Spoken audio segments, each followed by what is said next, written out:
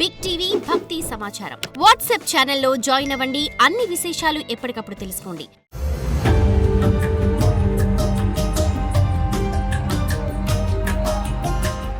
ఓం నమః శివాయ. ఓం నమో నారాయణాయ. ఓం స్వర్ణాకర్షణ కాళభైరవాయ నమో నమః. ఓం కాళకాళాయ విద్మహే కాళాతీతాయ ధీమహి తన్నో శ్రీ స్వర్ణాకర్షణ కాళభైరవ ప్రచోదయాత్. హరి ఓం. మా ఛానల్కి స్వాగతం. చూస్తున్న వీక్షకులకు ప్రేక్షకులకు ప్రియ కాళభైరవ భగవద్బంధులకి స్వాగతం పలుకుతూ మమ్మల్ని ఎంతగానో ఆదరిస్తూ ఉండబడినటువంటి ప్రియ సోదర సోదరీమణులకు అందరికీ కూడా నూతన ఆంగ్ల సంవత్సర శుభాకాంక్షలు. 2025 సంవత్సరానికి స్వాగతం పలుకుతూ ఈ 2025 సంవత్సరంలో అందరికీ శుభం జయం లాభం జరగాలని కోరుకుంటూ అందరిపైనను నరదృష్టి నివారణ అదృష్టాన్ని కలిగించేటువంటి కాళభైరవ స్వామికి ఆశీర్వాదాలను కోరుకుందాం.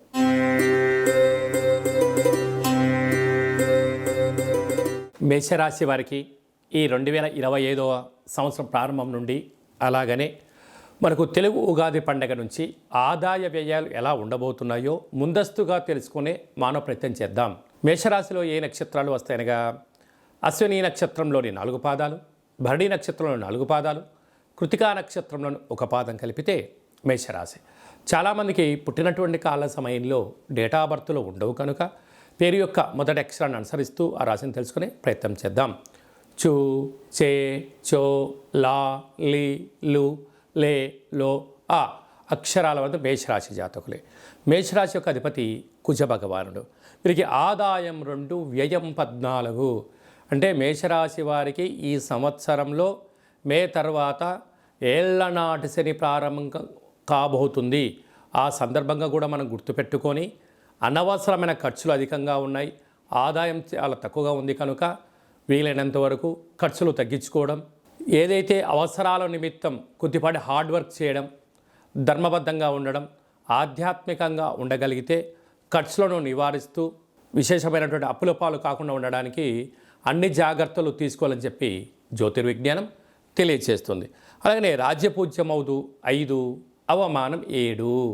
అనేక బంధువులు సమాజంలో అనేక మంది మీ పైన వ్యతిరేక భావాల ఎక్కువ పరిస్థితుంది కనుక వీళ్ళంత వరకు అనొద్దు అనిపించుకోవద్దు అని చెప్పి కూడా మీరు గమనించగలగాలి. అలాగనే అశ్విని నక్షత్ర జాతకులకు ఆగస్టు నుండి డిసెంబర్ వరకు మధ్యసున్న కారణం చేత మనోవేదన అనారోగ్య పరిస్థితి పొంచి ఉంది, తస్మాత్ జాగ్రత్త. అలాగనే ఈ సంవత్సరము అంటే మనకు ఉగాది పండుగ నుంచి రాజు రవి భగవానుడు అవ్వడం, అలాగనే ధాన్యాధిపతి కుజుడు అవ్వడం వలన మేషరాశి వారు ఎరుపు రంగు వస్త్రాలు కానీ, ఎరుపు నేలలు కానీ, ఎరుపు ధాన్యమైనటువంటి కందులు, ఎండుమిర్చి అనేటువంటి ఎరుపు పంటకు వీళ్ళకు మంచి ధనధాన్య సమృద్ధి కలిగే అవకాశాలు చాలా అధికంగా ఉన్నాయి. అదే కాకుండా వ్యవసాయ సోదరీమణులకు, మార్కెటింగ్ రంగంలో ఉండబడిన వారికి, అలాగనే బిజినెస్ చేసేటువంటి వారికి, ధాన్యపు వ్యాపారం చేసేవారికి ఈ సంవత్సరం చాలా అధిక ఆదాయం ఉందని చెప్పి కూడా గమనించాలి. అలాగనే వృక్షాధిపతి కూడా కుజుడే. అంటే నర్సరీ వాళ్ళు, వ్యవసాయ సోదరీమణులు, సంపూర్ణ ప్రకృతి పర్యావరణము, అడవులు, వృక్షాలు అనేటువంటి సేవాభావం కలిగిన వారందరికీ కూడా కుజభగవాని యొక్క ఆశీస్సులు. వీరందరికీ మొక్కల ద్వారా ఔషధ వ్యాపారాలు, క్రయ విక్రయాలు చాలా యోగదాయకం అని చెప్పి గమనించాలి. కాకపోతే వీరికి ఈ సంవత్సర ప్రారంభ కాలంలో వృషభ రాశిలో గురువు, కన్యరాశిలో కేతు భగవానుడు, అలాగనే మీనరాశిలో రాహు సంచార స్థితి, కుంభరాశిలో శని భగవాన సంచార స్థితి ఉన్నప్పుడు ఓవరాల్గా ఈ ఆంగ్ల సంవత్సరం ప్రారంభం నుండి ఉగాది పండుగ వరకు మందకొడిగానే సాగే పరిస్థితి ఉంటుంది కనుక తొందరపాటు నిర్ణయాలకు ఇది అంత సరైన సమయం కాదు.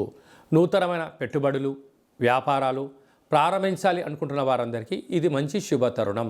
అలా వస్త్ర వ్యాపారులు, నూనె వ్యాపారులు, వ్యవసాయ సోదరీమణులు, రియల్ ఎస్టేట్ రంగాల్లో ఉండబడిన వారు, అలాగనే ఆహార ఉత్పత్తులు, హోటల్ ఉత్పత్తులు కార్యక్రమాలు, ఆహార సరఫరా చేసే వారందరికీ కూడా చాలా మంచి కాలం ఉండే అవకాశం ఉంది.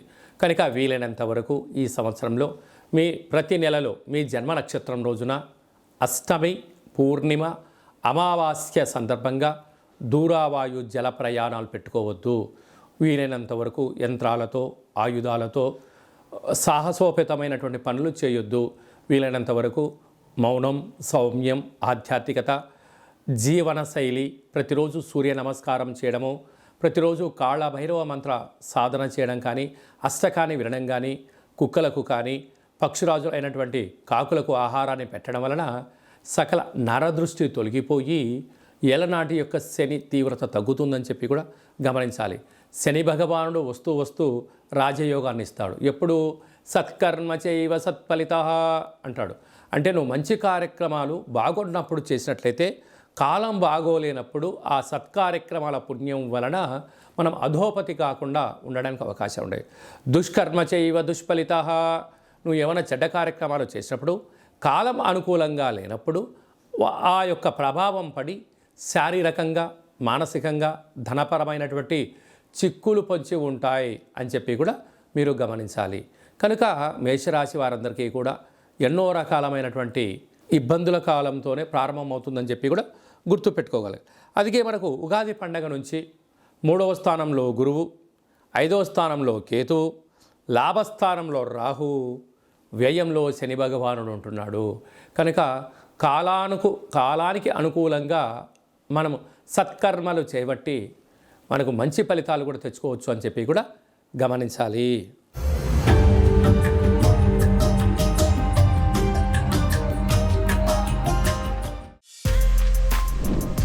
For more videos like this, subscribe Big TV channel.